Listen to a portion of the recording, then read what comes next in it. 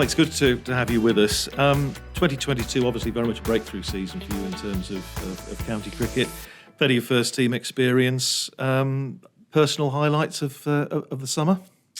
Well, yeah, it was a really good year for me personally. I think probably highlight would have to be the debut at Old Trafford. Obviously, that was nice to start off in the T20s as well as I did. So probably, yeah, that would be my highlight. Talk about that debut. I mean, it was an extraordinary occasion, obviously, at Old Trafford. Chris Lynn having to pull out fairly late on with a dental issue, and then you found yourself in the team. In a sense, was that helpful in that you didn't have time to get as nervous as you might have done otherwise? Oh, yeah. I mean, yeah, it was literally 10 minutes before the toss, like, Cobby came over and said I was playing. Yeah, which, looking back, was probably a good thing, really, because, like, the warm-up was pretty much done already, so I didn't really have time to be too nervous about it. And obviously toss was done and went straight in, obviously batting first, so it happened quite quickly. And the night itself, just like, it went so quickly, like, it was over. Yeah, it just flew past, really. So talk us through then what it's like to be standing at the end of your mark, young leggy, Old Trafford, test venue, big crowd, some of the top white ball players in the world, not least Liam Livingstone, of course, who was your first victim, and you've got to run in and bowl. I think I'd be too terrified to actually start running in. I mean, how were you feeling then? Yeah, I mean, nervous, like obviously nervous, but I think I'd been in the squad for every game before that and had been like around it for a little bit. So, like, in a way, I felt like ready to play. Like, I felt I was in a good spot, like, in terms of my bowling.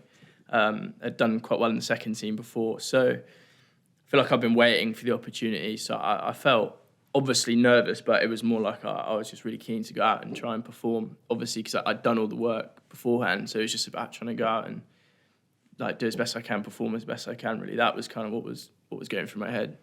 Talk about champagne moments of the season. I have to say that was one of mine. Your eighth ball in first team cricket, wicket of Liam Livingstone. Yeah. Doesn't get a lot better than that. No, it was good. Yeah, I mean, to be fair, the wicket was quite helpful. It was obviously spinning a little bit.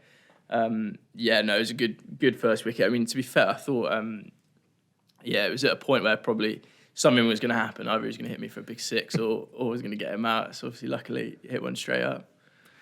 Then, of course, you got to play all 8 matches in the Royal London Cup. You were going for pretty much a run of ball over the whole of the campaign. Were you reasonably satisfied with that? Yeah, I think it was a really good challenge, actually. Obviously, we played on some tough grounds, obviously bowled in some tough situations. So I felt like I learned so much from those 8 games. I feel like I probably bowled better than the wickets that I actually ended up getting. And I think, kind of looking back, you know, small things that I've learned, I could have easily picked up like 5, 6, 7 more wickets. Just little things like fields and kind of reading the game a little bit better, which I've kind of spoken about with coaches and stuff. But in terms of the way I bowled, actually how the ball came out, I felt really good. Like bowled well in a few of the bigger games and stuff.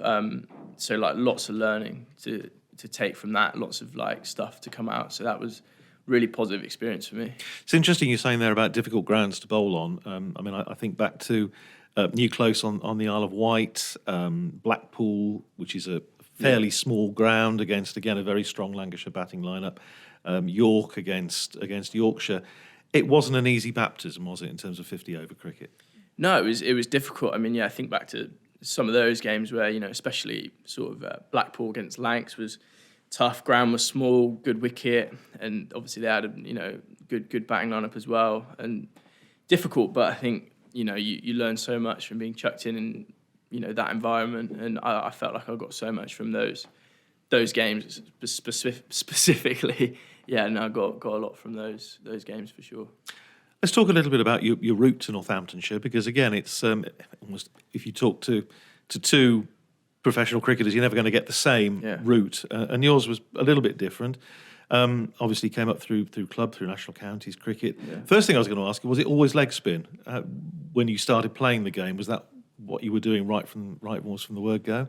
Yeah, I mean, so when I very first started, I used to just bowl like a little bit of medium pace. But yeah, so my dad bowled off spin, and so I always wanted to copy what my dad did. So he showed me how to bowl off spin, and then just accidentally like tried bowl off spinner, came out like a leg spinner, and kind of just like stuck with it from there really. So probably from the age of nine onwards, it was leg spin, but not at the very start. And you were born in Wales. Where was your first club? So born in Newport. My first club was a club called Upton St Leonard's, which is in Gloucester, one of the small local clubs there. So started off there. When I first played cricket at North Nibley Cricket Club, which is where my grandparents live in the Cotswolds, and then Upton St Leonard's, and then moved on to a couple of bigger clubs in the area. And of course, you played age group cricket for Gloucestershire, didn't you? Yeah. And then Herefordshire, national counties, minor counties, as many people will still know it as. Was that a useful training ground? Yeah, Hereford was brilliant. So I was on the academy at Gloucester, just sort of first starting to play second team cricket, and that's when I started to get involved with Hereford. So would have been sort of 15 when I first started with Hereford, and that they were brilliant. Like, just chucked me in straight away as a young lad. Played that first season. I played the last few 3-day games, and that was brilliant. Like, they've always been, obviously sometimes with the schedules and stuff, it can be hard to be available all the time and things, but they've been like real good every time I've been available. Like, they've let me play and tested me, and obviously the level of cricket's really good. So every time I played for Hereford, it's been like nothing but positive things to say about them, really. You were described at least one occasion this last season as the Brockhampton Brabman when you went in at number 11 in one of the games. I think there might have been a little bit of poetic license. But you obviously played for Gloucestershire seconds. You also know how to go with Essex seconds. Yeah. Just talk to us about the mindset, the sort of persistence that you need. You obviously had a belief that you wanted to play professional cricket, wanted to play first-class cricket, first-team cricket.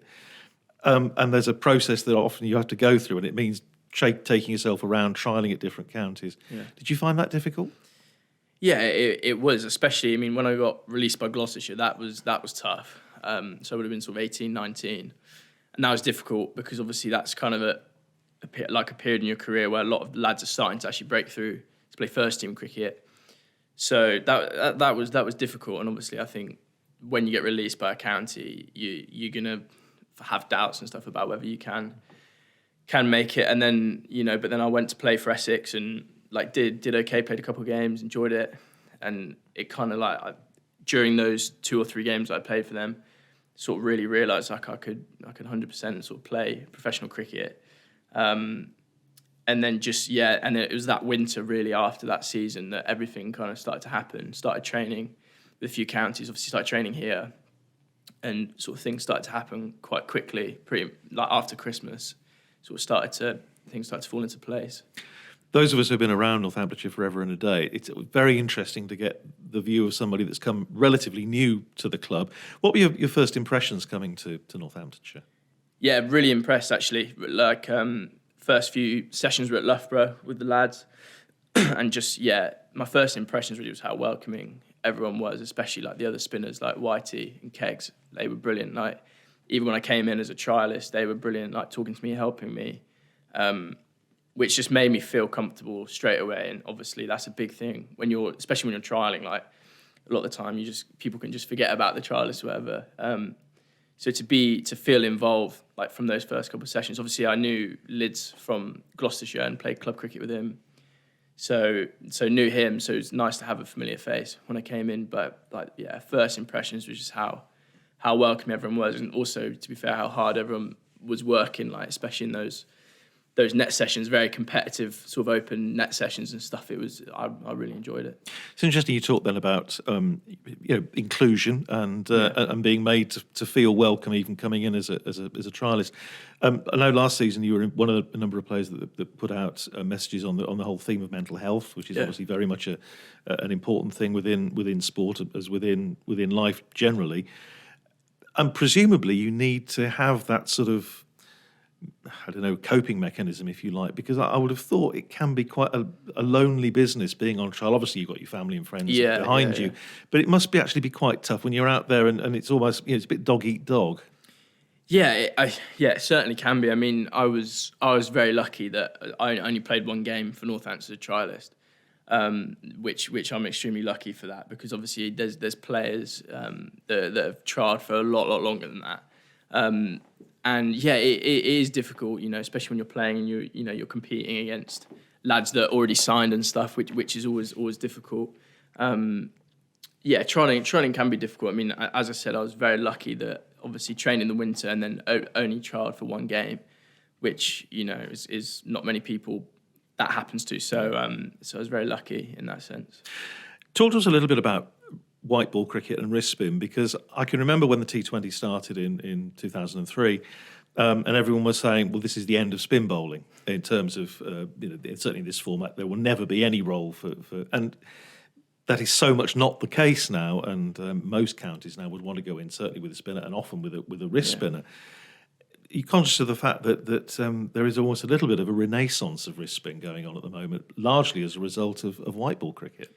Yeah, I think in especially T20 cricket, you want to be taking wickets in the middle overs, and I think leg spin is a massive way of doing that. You put your fielders out on the boundary, and, a leg spinner can be aggressive with whatever field they're bowling to. Obviously, can spin the ball both ways, which is massive in white ball cricket.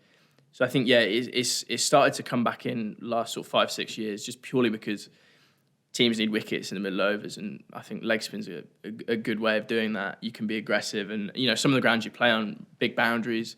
Obviously, not so much here, but a lot of the grounds, big boundaries, and it's you can just run in and bowl and try and spin the ball, and you're always going to be in the game as a leg spinner, I think, especially in T20 when the batters are coming at you.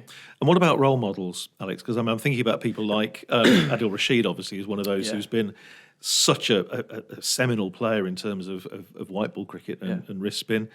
Others that you've been sort of looking at and keeping an eye on and perhaps trying to model yourself on to some extent? Yeah, there's a few. I mean, I think probably in terms of white ball cricket, a guy that I've looked at over the last few years, Matt Parkinson. So obviously he come and played against us here, and was really interested to see how sort of he went about it. Just, because he goes about it differently to what a lot of other leg spinners, which bowls a lot slower. So he's one that I've always looked at.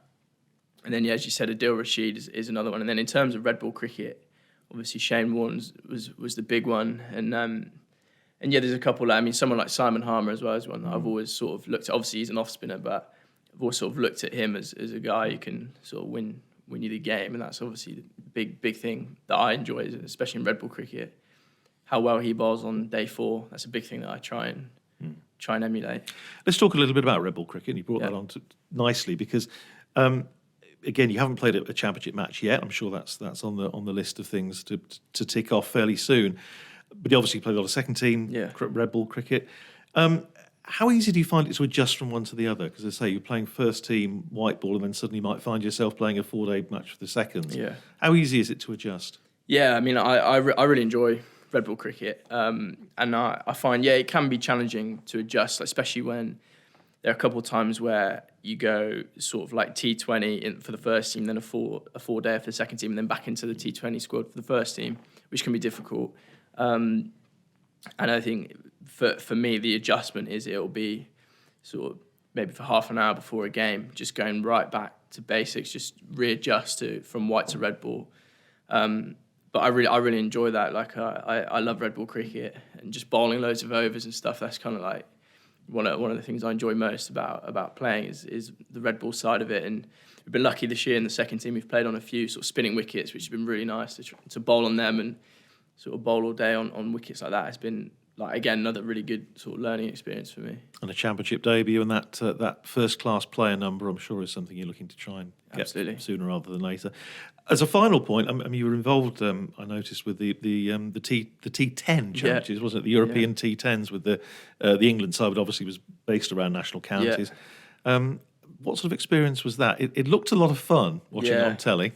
Yeah, it was a different experience for sure. Challenging, obviously. Very small ground, which was difficult, but again, like, lots to take from that, and I sort of use that for white ball cricket back here, sort of the T20 stuff.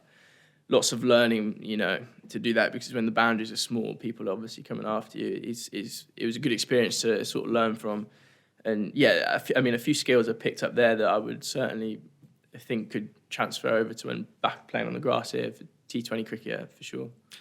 And I mean, to old fogies like me, T10 is probably a bit of a bridge too far. But do you think it has a future? I think potentially in franchises and stuff, it could do. I mean, I think it's a lot of fun. I mean, it's short, isn't it?